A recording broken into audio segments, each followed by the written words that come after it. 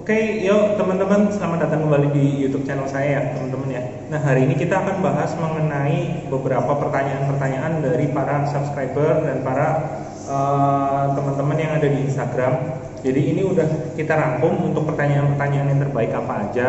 Nah, langsung aja kita bacain ya, teman-teman ya.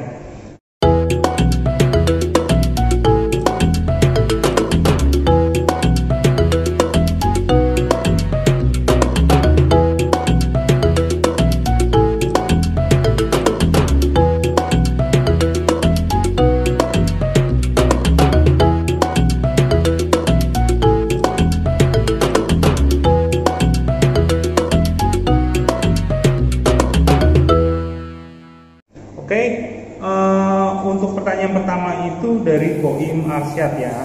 Bang, mohon dijawab ya, kalau untuk malam disemprot juga ya kandangnya, dan kalau malam wajib pakai lampu nggak? Kalau butuh lampu idealnya dari jam berapa sampai jam berapa ya? Nah, ini 3 pertanyaan langsung dalam satu sesi ya teman-teman ya. Nah, jadi kalau untuk malam kita nggak semprot kandang ya teman-teman ya. Jadi kita semprot kandang itu hanya misting mungkin 1 atau 2 kali di saat suhu itu sangat panas ya teman-teman ya. Jadi misal kita lagi jemur, kita jemur di jemur kering, contoh ya jemur kering. Jadi tidak menggunakan media air seperti direndam.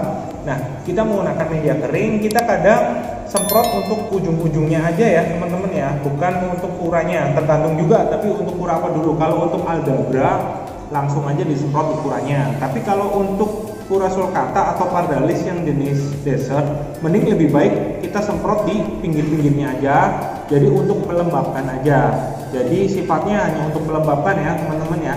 Dan untuk pas panas aja. Kalau malam hari kan suhu udaranya kan udah bagus, udah mungkin ya kurang lebih antara 28 sampai 30 itu adalah suhu yang ideal untuk kura-kura darat pada umumnya. Jadi intinya teman-teman, kita menyemprot kandang itu hanya untuk melembabkan kandang saja, bukan untuk tujuan yang lain. Jadi untuk melembabkan saja supaya kura tersebut tidak dehidrasi. Oke teman-teman, nah ini kita lanjut lagi untuk pertanyaan kedua. Dan kalau malam wajib pakai lampu nggak? Jadi untuk malam itu relatif jenisnya kura apa dulu. Kalau untuk desert, contohnya sulcata dan pardalis, untuk saya pribadi, saya menggunakan lampu UVA dari jam 6 sore sampai jam 6 pagi. Jadi 12 jam kita nyalain lampunya untuk malam hari, untuk baby ya teman-teman ya. Karena kita untuk menjaga supaya suhu kandangnya itu ideal dan tidak naik turun ya, stabil. Lebih tepatnya itu stabil suhunya, kita pantengin di angka 30 ya teman-teman ya. 29 sampai 31 itu suhu untuk idealnya bagi kura-kura darat ya teman-teman. Jadi misal wadahnya segini, nah ini lampu kita spotin aja di sini ya. Ini sering kita jelasin di konten-konten saya sebelumnya. Jadi misal tempatnya segini, ini lampu kita spotin aja di sebelah sini ya teman-teman ya. Nah terus untuk sebelah sininya, untuk tengah kesini itu tidak kena lampu. Jadi walaupun tidak kena lampu, tapi suhu hangatnya dari UVA ini mengalir di wadahnya ini ya teman-teman. Jadi suhu di sini juga relatif lebih stabil ya. Jadi kalau barangkali kura-kuranya butuh untuk panas, nanti dia jalan sendiri di bawah lampu, dia basking sendiri. Tapi untuk malam hari biasanya sih kalau saya perhatikan ya dari bertahun-tahun, malam hari itu biasanya mereka sembunyi di sini. Bagian kepanasan, bagian kedinginan mereka butuh ke sini. Biasanya sih seperti itu teman-teman. Jadi dia udah kura-kura darat itu bisa menyesuaikan sendiri, kalau butuh panas dia langsung ke sini. Oke teman-teman, kita lanjut lagi. Kalau butuh lampu idealnya dari jam berapa sampai jam berapa ya? Itu tadi udah saya jawab. Kalau untuk baby memang saya perawatan tuh indoor. Jadi untuk outdoor itu hanya menjemur di pagi hari atau di siang hari. Waktu pas saya sempat aja kita jemur kurang lebih sekitar 10 sampai 15 menit. Habis itu kita full indoor. Full indoor menggunakan lampu apa? Kita menggunakan lampu UVA dan lampu UVB. Untuk mereknya teman-teman bebas, cuman saya menggunakan lampu Exotera, UVA Exotera, dan lampu UVB dari Exotera. Nah untuk lampu UVB-nya kita matiin jam 5 sore, kita udah matiin. Dan untuk jam malamnya itu kita menggunakan lampu UVA untuk baby ya teman-teman ya, di bawah 10 cm ya. Nah kalau untuk di atas 10 cm kita untuk malam sudah tidak menggunakan lampu. Jadi lampu hanya sampai jam 9 malam kita lampu udah kita matiin semua. Gitu aja teman-teman ya. Oke, untuk pertanyaan kedua dari Tara Yantara ya. Tara Yantara itu pemberian kalsium perlu nggak Kak? Untuk pemberian kalsium jelas perlu ya teman-teman ya. Kalsium itu berfungsi untuk memperkuat karapas dia dan memperkeras karapas dan plastron dia supaya lebih keras ya. Jadi barangkali teman-teman baby kan kalau kita pegang baby sulcata itu kita pegang itu biasanya masih gembur ya plastronnya ya. Nah, untuk memperkuat itu seiring waktu itu nanti lama-lama mengeras apabila kita memberikan kalsium ya. Selain untuk memperkeras plastron dan karapasnya, fungsi kalsium sendiri adalah untuk imunnya, untuk imun tubuh dari kura-kura tersebut. Jadi kalau kita pemberian kalsium yang tepat itu bisa memperkuat imun dan mempercepat pertumbuhan dari kura-kura tersebut. Berapa dosisnya? Kalau untuk saya pribadi, saya memberikan seminggu 2 kali teman-teman untuk kalsium. Kita taburin di makanannya. Misal sayur, kita taburin. Terus kalau nggak pelet, kita taburin. Memang biasanya nafsu makan kura tersebut apabila menggunakan kalsium itu biasanya mereka kurang ya teman-teman ya. Nah, kalau memang dengan tabur itu nafsu makannya berkurang, lebih baik teman-teman membeli tulang sotong ya. Tulang sotong aja ada di pasar burung, teman-teman cari aja tulang sotong, itu disediain aja di kandang. Dicuci dulu bersih, dipotong pinggirannya yang tajam-tajam, kita beriin aja. Nanti kura-kura dia akan otomatis kalau butuh kalsium dia akan butuh gigit. Selain untuk kalsiumnya juga untuk memahat rahang-rahangnya ya teman-teman. Jadi kalau misal rahangnya sering dipahat itu jadi nggak ada gigi kelinci ya. Biasanya ada paruh kelinci, untuk kura-kura paruhnya panjang sekali itu di depannya. Nah itu karena biasanya jarang dipahat ya teman-teman. Beriin aja tulang sotong available selalu di kandang. Kalau enggak, misal nggak ada, teman-teman beriin serbuk juga bisa. Nah sekarang ada yang baru lagi itu menggunakan cair ya, kalsium cair ya, itu untuk direndam ya teman-teman ya. Bisa juga menggunakan itu. Dosisnya 1 minggu itu cukup 2 kali teman-teman kalau saya. Oke teman-teman, jangan diberikan terlalu berlebihan juga karena bisa menyebabkan bladder stone kalau over kalsium ya teman-teman, tidak tercerna oleh tubuh. Oke. Pertanyaan ketiga dari Andi Wijaya, pakai air keran pump atau PDAM boleh nggak Bang? Boleh aja sih teman-teman. Kalau untuk merendam itu menggunakan air pump atau air sumur atau menggunakan air mineral dalam kemasan juga boleh-boleh aja teman-teman, nggak masalah ya teman-teman ya. Oke.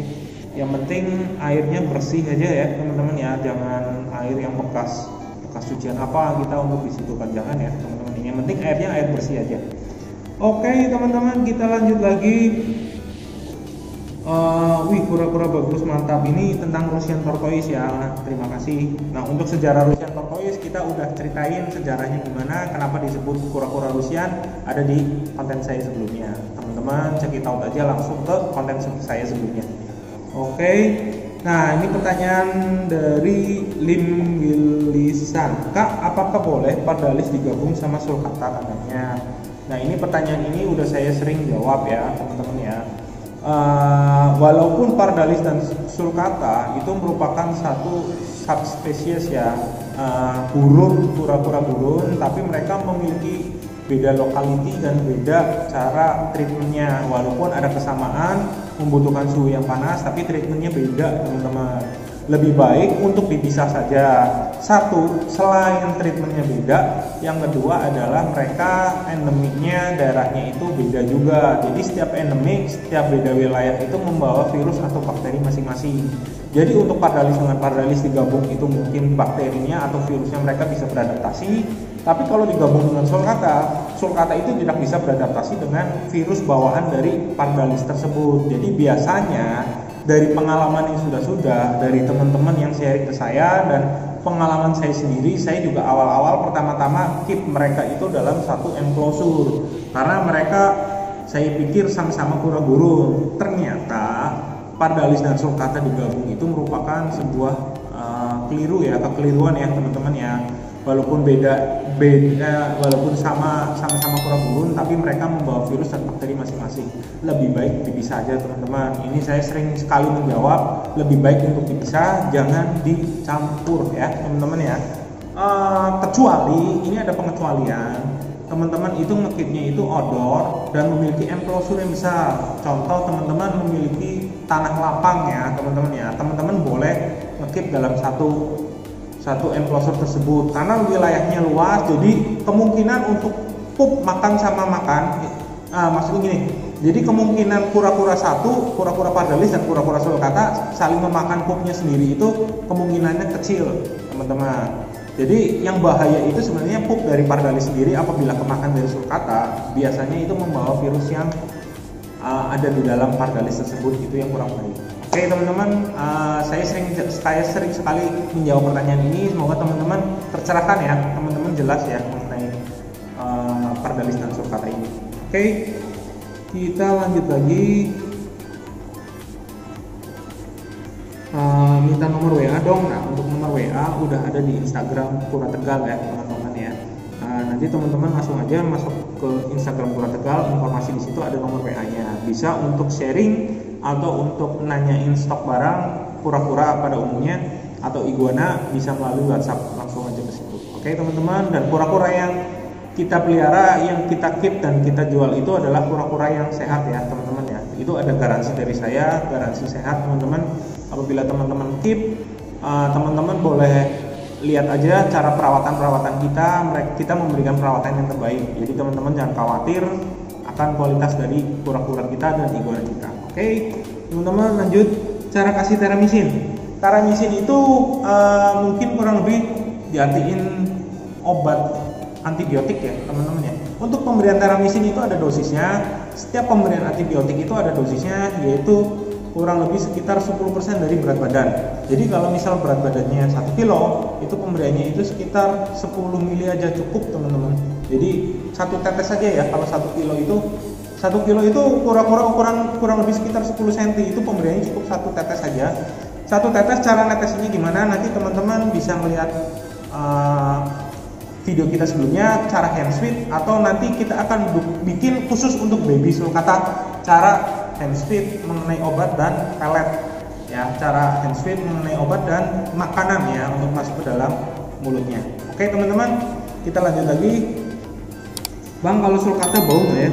Ya kalau jenis semua binatang itu pasti bau ya teman-teman, apalagi pupnya. Jadi teman-teman kalau ingin mengadopsi suatu binatang atau suatu hewan untuk sebagai pets, teman-teman harus benar-benar pelajari dulu bagaimana mengenai hewan tersebut. Jangan kita asal beli atau kita asal adopt ya, karena itu merupakan suatu ikatan atau suatu komitmen kita yang panjang. Apalagi untuk kura darat teman-teman, kura darat itu memiliki umur rataan yang kurang lebih sekitar 30 sampai 70 tahun teman-teman.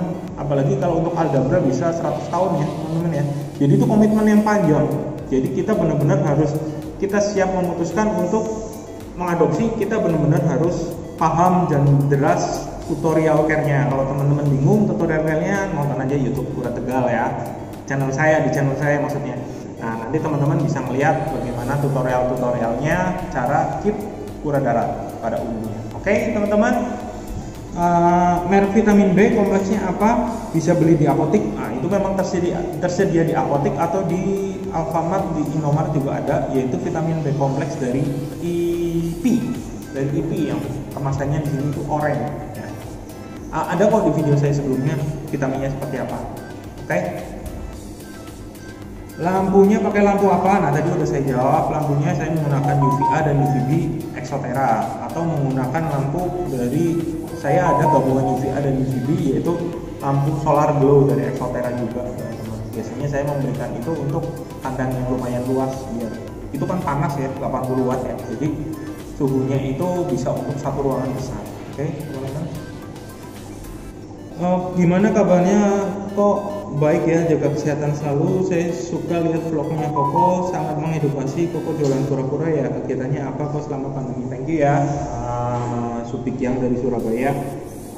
Baik kok, kesehatan juga, semoga juga Supik yang juga diberiin kesehatan selalu ya. Kegiatannya apa selama pandemi? Selama pandemi ya seperti ini ya, kita keep tortoise, keep iguana, dan kita ada usaha yaitu toko. Nah kita jaga toko, itu aja sih teman-teman. Yang penting teman-teman jaga kondisi selama pandemi ini ya teman-teman ya, jangan keluar rumah apabila tidak sangat mendesak, dan kalau misal keluar rumah harus menggunakan selalu masker dan prokes ya teman-teman ya. Mungkin ada 3M, ada 5M, mungkin teman-teman udah pada paham lah ya untuk jaga prokes selalu. Oke teman-teman, semoga teman-teman diberikan kesehatan selalu selama masa pandemi. Oke teman-teman, kita lanjut lagi. Kalau pakai koko khas, kandangnya tepat nggak? Bayi sulcata juga saya juga nggak tumbuh-tumbuh. Nah untuk koko khas sebenarnya itu selera masing-masing. Kalau saya tidak menggunakan koko khas karena saya menggunakan alas PVC, karpet PVC atau kertas koran, karena saya membersihinnya itu gampang ya. Kalian tinggal pilih aja. Kalau menggunakan koko khas juga bisa. Fungsinya itu untuk mengurangi bau dari pup sama kencingnya, terus juga bisa menyimpan kelembapan. Seperti itu sih. Tapi saya tidak menggunakan, saya menggunakan karpet PVC biar kita ngelihatnya tuh enak, selalu bersih ya. Jadi kalau kotor ada pup kita langsung ambil, ada kencing kita langsung lap, jadi kita gampang menggunakannya. Kalau kertas koran kan kita tinggal langsung ambil, kita buang, ganti baru lagi, seperti itu. Jadi tergantung selera teman-teman aja ya menggunakan apa. Sangat membantu, isi kontennya jadi tambah ilmu dan yakin untuk pelihara kura-kura. Terima kasih infonya, sama-sama. Terus ada pertanyaan dari Mansur, kol bisa untuk makanan kura-kura? Jangan teman-teman, jangan dikasih kol kura-kura itu, karena kol itu mengandung gas yang sangat banyak teman-teman di dalam kandungannya. Jadi apabila kura-kura dikasih itu kol atau bayam, itu tidak akan tercerna di tubuh kura-kura tersebut. Jadi malah nanti gangguan pencernaan teman-teman. Jadi lebih baik teman-teman jangan memberikan kol atau bayam ya, itu sangat dilarang ya, nggak boleh ya, nggak boleh memberikan kol atau bayam karena itu kandungannya kurang baik untuk kura-kura darat. Kalau untuk kita manusia sih bebas-bebas aja. Nah itu intinya. Jadi teman-teman gini, jadi apa yang terbaik untuk manusia belum tentu terbaik untuk binatang ya teman-teman. Walaupun bisa dikonsumsikan tapi kurang baik juga. Jadi untuk tutorial care-nya teman-teman nonton video saya sebelum-sebelumnya, apa aja sayur yang tepat untuk kura-kura dan apa aja sayur yang kurang baik untuk kura-kura. Ada kok di video saya sebelumnya. Teman-teman check it out video saya sebelumnya. Oke, saya rasa pertanyaan-pertanyaannya itu dulu teman-teman. Nanti kita akan bikin video lagi mengenai pertanyaan teman-teman selanjutnya yang udah kita rangkum dan pertanyaan-pertanyaan terbaik. Oke teman-teman, terima kasih yang udah nonton video saya dari awal sampai akhir. Jangan lupa untuk like, komen, dan subscribe. See you in next video. Bye-bye.